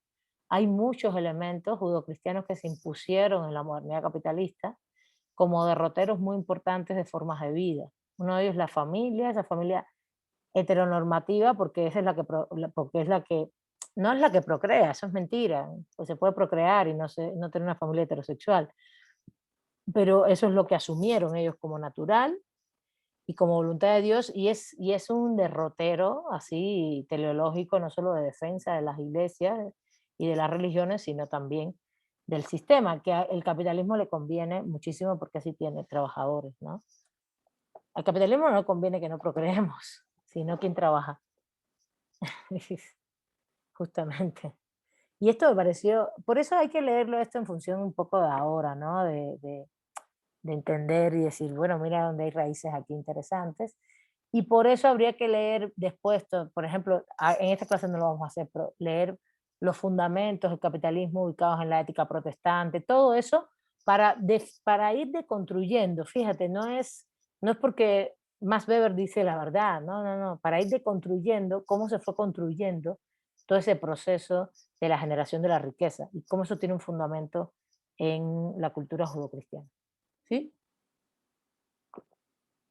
Claro, eso también tiene contradicciones con otras cosas, porque hay dentro de la cultura judeocristiana esta cosa de otras tendencias en la cual todo es la vida ascética, ¿no? La vida de pobreza, la pobreza irradiante, le dice Lezama Lima, que es un gran autor cubano, no sé si han leído algo de él, literato, el autor de Paradiso, que es muy católico él, y la pobreza irradiante viene de toda la línea esta de San Francisco de Asís, de todo eso, de toda esta línea que es diferente a la línea que sustentó el mundo judo-cristiano del capitalismo. A ver, Diana, dime.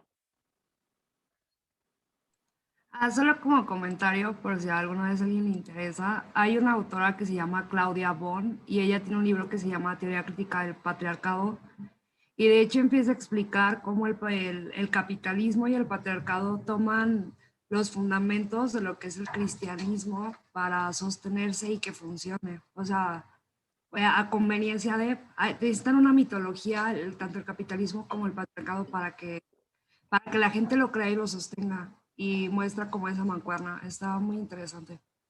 Eso está muy bien.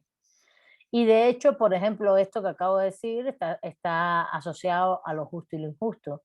¿Quién es justo? Pues todo, el que crea está en todo el camino de Dios y en esa verdad. Y lo injusto sería los que no están en el camino de Dios, los que no están en esa verdad, por supuesto, entonces los que no crean obras, los que no tienen hijos, etcétera, etcétera, etcétera. Yo estaría en los injustos. Tuve un perro, no tuve dos, las dos, las crié y se murieron. Pues murieron con toda la vida, 14 años cada una. Entonces, el otro punto importantísimo de las dos culturas es el tema de la sabiduría y la filosofía. Y aquí hay un tema interesantísimo. A los grecolatinos les interesa mucho saber las cosas, conocer las cosas, entenderlas. Ese sabio que habló Carlos de Platón es un sabio. Estoy en la lectura de Lecea, ¿eh? No crean que estoy dándoles aquí muela, pues, entiendo que no lo hayan leído, porque se los puse, se los cambié ahí todo. Por eso estoy, pero la próxima clase les toca a ustedes, ¿eh? Así que, y estoy apuntando quienes participan, recuerden, más que evaluando, eso va a pesar en la evaluación de los que participan, evidentemente. A favor, y de los que no, pues a puro golpe de examen. Eh, entonces, y Maya, en la próxima clase vamos a tocar bien San Agustín, ven preparadilla, que ya con todo lo que leíste, y léete el capítulo también de SEA, es lo mismo, ¿eh? Se parece mucho. Se parece mucho. Pero sea, a mí me parece que es más potable, no sé por qué tengo esa sensación. Es más sencilla la lectura. Escribe muy, muy bien. Eh, para eso hay que tener genio. Entonces, bueno, el tema de la sabiduría es importantísimo para tocar ese otro tema y ver si termino este capítulo.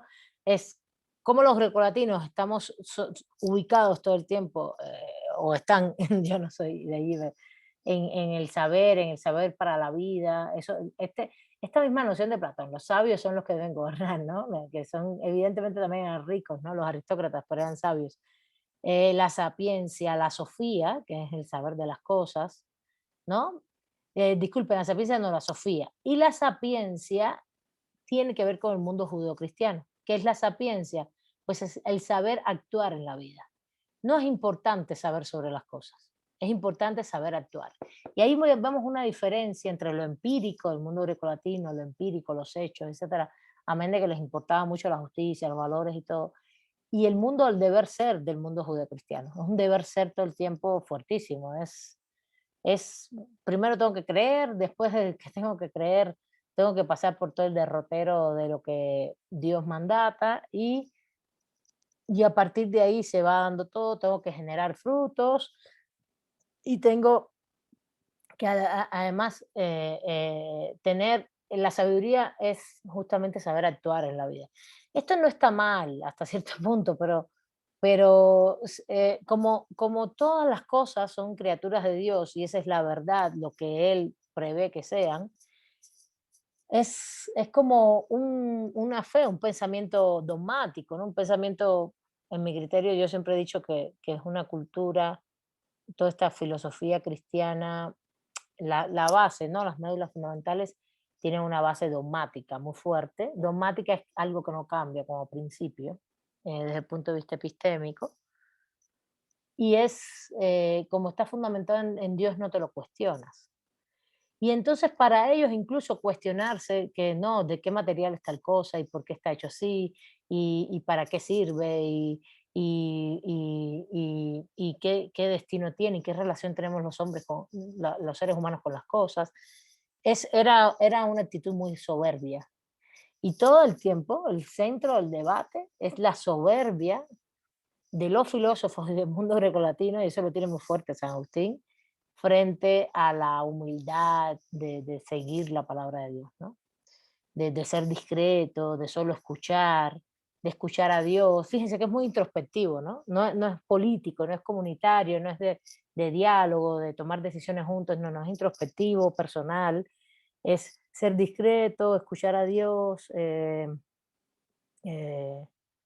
em, justamente pensar en llegar la palabra, que te llegue la palabra revelada de Dios, porque al final San Agustín es de los que plantea en esa primera filosofía inicialmente, que él es el gran precursor o el gran creador, es que justamente la razón incluso te la da Dios y que a ti te llega la palabra y te llega la razón por Dios y tú, no, y tú eres un ente activo como ser humano, pasivo completamente como ser humano. Entonces tú lo que tienes es que esperar que incluso ese conocimiento revelado desde Dios llegue a ti. Y mientras que el mundo grecolatino es un mundo superactivo en la propia creatividad de los seres humanos. Y fíjense si eso es así, que pensemos la cultura helénica en sí, pensemos las esculturas, por ejemplo, el arte, ¿no? El arte que se generó en el mundo grecolatino. Es un arte que tiene imagen y semejanza con las personas, ¿no? Todas las esculturas de las mujeres, los hombres, todos siempre eran esculturas de desnudos, perfección del ser humano y todo esto. Y a la vez eh, también grandes obras creativas, ¿no? Muy bonitas, muy bonitas. Y por eso cuando se habla de la modernidad se dice, no, es que se volvió al mundo helénico. ¿Por qué? Porque el Renacimiento eso es lo que hace en 1500, es decir, mirar de nuevo a esa realidad empírica y decir, no, empecemos a ver la empiria y dejemos lo que se llamó después oscurantismo, ¿no? Que se le llama oscurantismo a ese camino que para nosotros podemos decir, yo diría que es oscurantismo, puede ser que haya algunos de ustedes que digan que no, y para San Agustín es un camino de luz, ¿no? Así que también seamos ahí en eso respetuosos. Yo, cada cual en lo suyo, ¿no? Y, ¿qué más? Y esto, bueno, en ese sentido te genera una línea de que uno debe seguir el camino de Dios, uno debe hablar como Dios con obras y no con palabras. Incluso reprime mucho el discurso, ¿no? El discurso, el diálogo, poner más lo introspectivo. Entonces, hasta ahí justamente es el capítulo 1. Toda esa comparación del mundo helénico. El mundo helénico es el final del mundo el mundo griego, pero es el centro del mundo grecolatino, que es lo que armó Alejandro Magno. Alejandro muere, bueno, lo matan en el 323, pero eso se sigue en Roma, ¿no? Roma es, acuérdense que en el 323, cuando muere Alejandro, es la cumbre, empieza la cumbre de la República Romana. A ver, Diana y Maya, pero no sé quién de las dos pidió primero la palabra. Bueno, como quieran. Me sale primero Diana y después Maya. Maestra, yo solo tengo una duda antes de pasar al siguiente tema, a la otra clase. En el libro de Shiro muestra otra diferencia que no me quedó muy clara, que es como sobre cómo conciben la historia los grecolatinos y cómo la concibe la filosofía cristiana. Entonces, bueno, esa era mi duda. Te la traigo, ¿no? Porque yo tengo aquí este texto y no tengo aquí el texto de Juan Ramón, de Ramón Chiró, no es Juan. ¿Cómo conciben la historia? Tengo que verlo, no me lo sé de memoria, pero entendiendo cómo están concibiendo el conocimiento y las cosas, evidentemente hay una historia predestinada, mandatada por Dios, ya establecida. Él crea todas las cosas, y al crear todas las cosas le va dando destino y las va estableciendo. El tema ahí, la diferencia que sí está muy claro en el libro, en el texto de Sea, es que hay seres humanos buenos y malos, ¿no? Y hay cosas malas y buenas en el mundo. Pero para San Agustín las malas no tienen nada que ver con Dios, sino es un destino que te vas creando tú misma, como persona, en tu actuación en el de cursar con Dios. Mientras que la historia para el mundo grecolatino es una historia construida desde la realidad. Eso no quiere decir que ellos fueran antirreligiosos, porque no lo son. Y sí creen en predestinaciones. Creen em, creen en destinos, en teleología. El mundo grecolatino cree en la teleología, en que hay un destino escrito también. La teleología para los griegos tiene varias aristas, que es una posición epistémica en el conocimiento. La teleología es que el conocimiento tiene un fin. Las cosas tienen un fin. Ese fin puede ser útil, por ejemplo, pragmático, puede ser útil a la sociedad, útil en lo personal, todo eso es pragmático. La posición pragmática, que es más bien anglosajona, hoy se ve como útil a lo social, ¿no? No solo no a lo personal. Y claro, si hay una posición teleológica en la polis, es útil a esa colectividad de la polis, a la polis, no es útil para ti, es útil para la polis.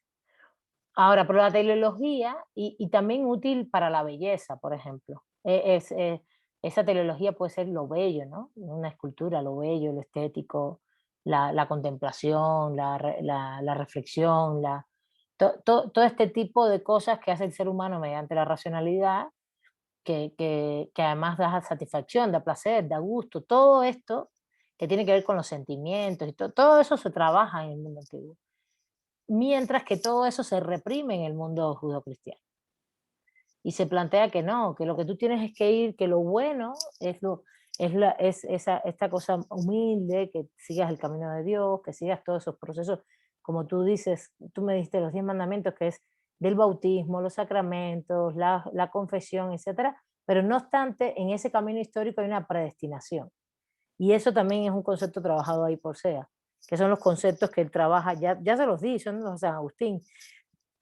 Y llegas a la predestinación donde Dios es el que justamente es el que te te predestina si tú vas a ser bueno o malo, si tú eres bueno o malo, si tú te portas mal, pues según sus propios parámetros. El tema es quién pone los parámetros, se plantea que Dios, pero es un poquito, es un poco, al final esos parámetros, ¿quién los da la representación papal, y de ahí los sacerdotes, y de los sacerdotes, bueno, ya sabemos.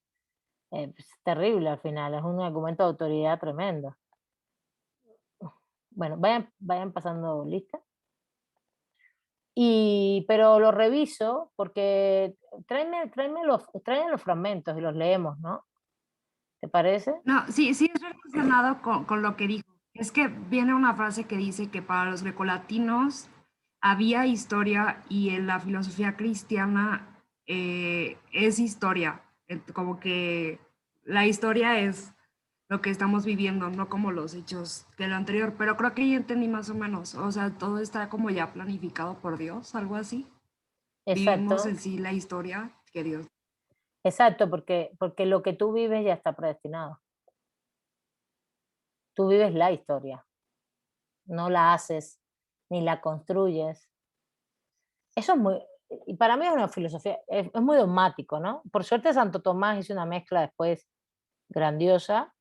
Y claro, no les puse ese capítulo, si lo pueden, léanselo, que es el último capítulo que sale justamente todos los críticos a la filosofía cristiana, a la filosofía de Santo Tomás, eh, eh, justamente, y a la filosofía de San Agustín, que ya Santo Tomás de hecho ya desdeña muchas cosas de San Agustín, deja de un lado, y, y realmente lo interesante ahí en Santo Tomás es cómo mezcla las dos filosofías, ¿no? La helénica, aristotélica y la cristiana. Y cómo entonces dice, no, sí, sí, y pone la razón de nuevo en el centro. No en el centro, no deja de ser Dios el centro, pero le da un papel muy importante a la razón de nuevo de los seres humanos. Y justo todas las filosofías a partir de 1200, muchas filosofías, sobre todo críticas a a las filosofías cristianas, son muy críticas a todo esto y retoman mucho, no solo lo helénico, esta cuestión racional, empírica. Es- y eso está en el capítulo final, que no se los puse a leer, pero que yo sí lo voy a leer y les voy a comentar algo. No voy a ir capítulo por capítulo, vamos a, el tránsito del helenismo al cristianismo va a ser, voy a dar los elementos fundamentales muy rápido, em, porque justamente ya les he dado muchos elementos de lo que dijo San Agustín, voy a darles un punteo muy rápido, o más bien extraigan ustedes un punteo y lo vamos poniendo aquí en la clase. Eso lo vamos a hacer el lunes y ya vamos a ver hasta Santo Tomás completo, ¿no? Y yo voy a hacer un cierre ahí con la crítica. Y el otro miércoles voy a ponerles una lecturita, estoy buscándola porque quiero que sea una cosa sencilla, de las escuelas del derecho de esa época, para que entonces ustedes digan, ah, bueno, entonces, ¿cómo se vinculó todo esto al derecho, al justnaturalismo, como justnaturalismo cristiano, ¿no? Cómo realmente todo ese fundamento que estamos hablando se ve en el conocimiento de lo jurídico, que esto es lo importante también, pues lo importante es eso, cómo realmente, y eso también a la hora de leer vamos a pensar cómo se ve esto en el conocimiento de lo jurídico, de la ley, de la justicia, de eso también vamos a hablar. El lunes yo ya les voy a dar elementos sobre esto. Pero las escuelas en sí, voy a ver si Tamayo tiene un capitulito por ahí sencillo para que lo puedan leer rápido, de las escuelas de los glosadores, los poglosadores, más o menos cómo ese naturalismo denominado cristiano, el derecho natural cristiano, se reflejó en el pensamiento jurídico, ¿no? Que en esencia son eso, son las escuelas de los poglosadores, las universidades medievales, donde realmente estaban impregnados de toda esta percepción. Lo que pasa es que entonces, ¿cuál es la ley de Dios, no? Entonces habría que preguntarse. Acuérdense que hay 3 niveles y órdenes para ellos al final en Santo Tomás, que eso es lo que hay que ver. El orden racional social, que es el derecho positivo, el orden natural y el orden divino. Y los 3 están determinados por Dios. Entonces, donde evidentemente el orden divino no se cuestiona y ya está dado, y el natural también por Dios, ¿no? A ver, dime, Carlos, rápidamente. Usted nos va a señalar digamos, en la plataforma cuáles van a ser las lecturas para el martes siguiente, ¿verdad? Es que sí, no me queda como muy claro. Hablé como lunes. Esta de SEA. Ya está Sí, en sí. la plataforma. Vale. Lo que he hablado todo hoy es cosas que yo conozco y lo desea. Léanselo, porque no lo hemos terminado. Y léanselo todo hasta Santo Tomás. A ver, yo quité la de Chiró, pero si ya lo leyeron o quieren leerlo, léanlo, es parecido. No más que a mí yo cambio las lecturas porque así leo otras cosas. Ya me leí la de Chiró. No hay problema. Yo traigo la de Chiró también. Pero la de Chiró, nada más que puse la de Santo Tomás. Y lo otro, Carlos, pero ya la quité, ¿eh? No la puse como esencial. Hay que leer a SEA. Y les voy a poner una lectura, pero esa va a ser para el jueves. Disculpe, es que hablé lunes y miércoles, martes y jueves. El jueves de la escuela de los glosadores, posglosadores, etc. Y cerramos naturalismos, de estos naturalismos. ¿Está bien? Pero Sí, ya profesora. están. Ya está puesto ahí. Ya está, ¿vale? En función de las páginas, es que ya la cambié, Carlos. Cambié las páginas de lo que tú leíste de Platón. Vale. Bueno, chicos, chicas, nos queda un minuto. Así que les mando un saludo y espero que más puedan participar. Si no, bueno, aquí todo el mundo es adulto. Nos vemos. Cuídense mucho. Que les vaya bien. Gracias, Buenas tardes, profesora. profesora. Fin de semana. Profesora. Buenas tardes, bye. Igual.